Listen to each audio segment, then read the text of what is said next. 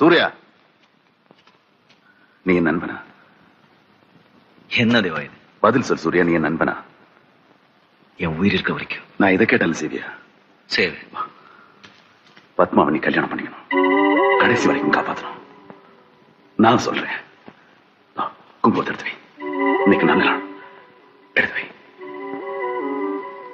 தேவா, எல்லாம் நல்ல வழியா நடக்கும். நான் சொல்றேன். பத்மா, நீ எங்க விட்டு பண்ணுமா? நீ கஷ்டப்படுற என்னால பொறுத்துக்க முடியாது.